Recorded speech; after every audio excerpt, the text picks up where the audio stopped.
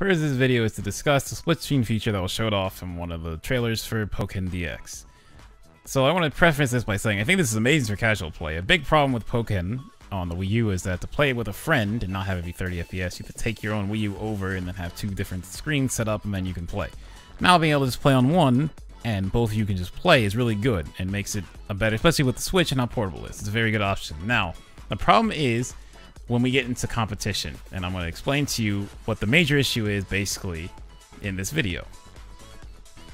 In essence, in Pokken, there's this mechanic basically where you're charging a move, or then there's just charge moves in Pokken, but it's not a traditional charge where, you know, it's like a back forward hold. Instead of holding the stick, which is, you know, from charge and fighting games, because you're holding that, you're limited on what you can do because you have to hold it. In Pokken, you hold a button.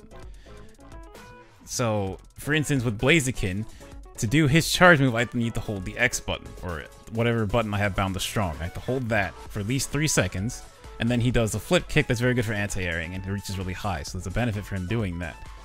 The trick is in Pokken, because I'm holding that, I'm limited in what I can actually do. While I'm holding that button, I cannot do any X inputs, I can't do any A inputs, because A inputs will come out as a counter. I also can't do, like, and no X's, so no A inputs. I can get to my specials by doing a Poke combo, or basically doing one of my light combos, and using the light combo that I can cancel into Poke moves, because I can't cancel that into a counter. A Poke move will come out, or if I jump, I use my aerial special. But those moves otherwise are gone, and I need to hit someone to do a Poke combo. You can't just, like, whiff and then go into it. The biggest trick about this, though, is because, like I said, in fighting games, you're limited on what you can do, but normally, like, your opponent can't tell if you're charging or not, because you could, like, kind of fake it, unless it's kind of obvious with, like, needing to charge flash kick or something and needing to charge down, a down input or something like that. But in Pokken, you can still move while you charge, because you're not using you're not using your D-pad or your control stick at all, so you can still move while charging.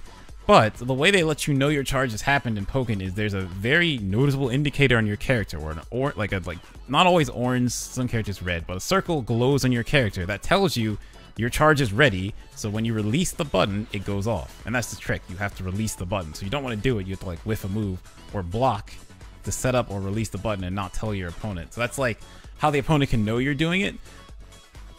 Besides, like, I mean, that's the only way they can know you're doing it, because they can't see it. You see it, they can't. But if you do it to split screen, and I'm going to simulate this for you now. If you set it up as split screen, the issue becomes now that the opponent can see your screen. They can see it. They could easily just glance over and see, like, oh, he's charging this, so now I know he can't do this, or now I know to expect this. Like, that's the problem that we're having right now with split screen, is that gives that mechanic away. And you might think, like, you know, well, how many people does it actually affect? Because the idea of split screen right now with Pokken is it's easier because you have more setups and have more matches running.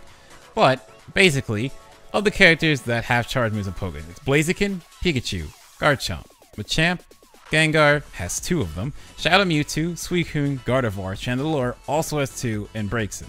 That's every character in the game but 6. In my opinion, it has a decently sizable effect on both Blaziken and Garchomp, as both of theirs are more used for anti-air. So they want the opponent to either, for Blaziken, especially in like a Charizard matchup where he has a flying stance, so he's above you and he's out of range of your other anti-air. But if you have Charge X ready, as he flies in, you can hit him out of the sky and reset, or like when he's setting up a move, you can just knock him out of the sky. And you have access to your Y moves, which are still useful against Charizard in a lot of ways. So it's very useful for him to have the charge ready and not let Charizard know. Charizard, he's still fearful of the fact that Blaziken could go for like Blaze Kicks or Brave Bird or any of his special moves, or even any of his X moves. But if he knows that, oh, you're charging, then he just kind of move up to you, because like you kind of given away a part of your own gameplay to set this up. Like, you've committed to that charge.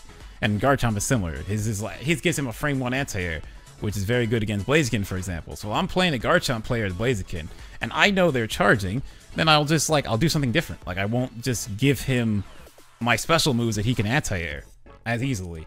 So, like, a big part of the mental game, in my opinion, just goes away. This is especially huge for Chandelure. So Chandelure, one of them is minimized, which if you've ever seen Chandelure play, they turn small and like the opponent normally misses. Well, that's a charge move. The trick is, in the arcade patch, use either 1.4 or 1.5, which we haven't gotten yet, but with the Switch version, we'll have parity at least up to that, if not further.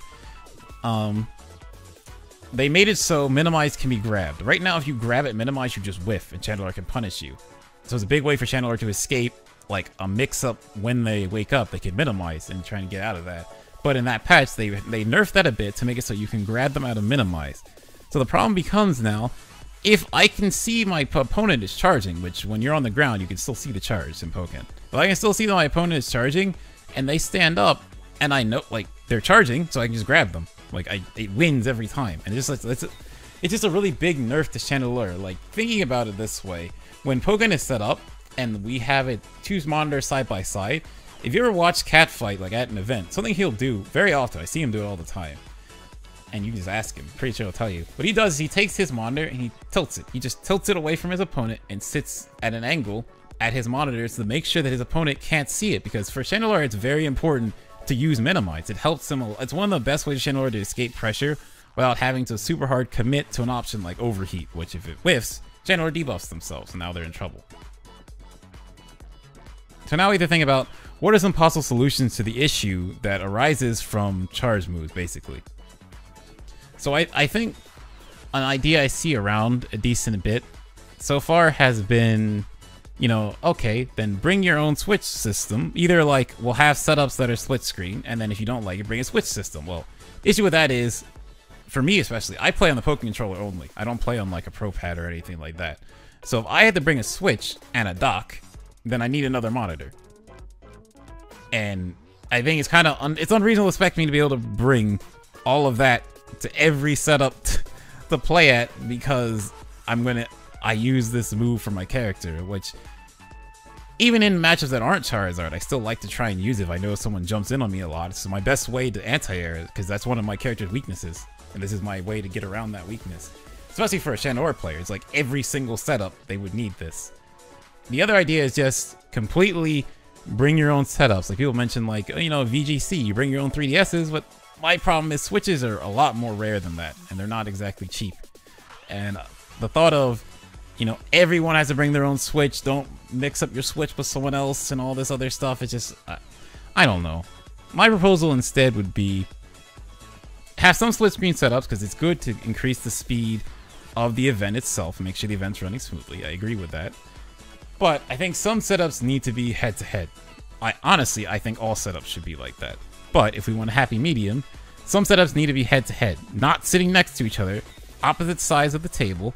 Both players are playing two different Switch setups, and you're just playing Pokken against each other. And of course, the stream itself has to be head-to-head, because what they showed a split screen doesn't.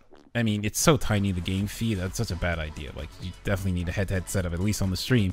So having some others set up for people who use certain characters, or, I mean, it's every character but 6. It's not as big for a lot of those characters, but the majority of the cast, overall majority of the cast, has a move that charges. So this mechanic and being in the split screen does affect basically every Pokemon but those 6.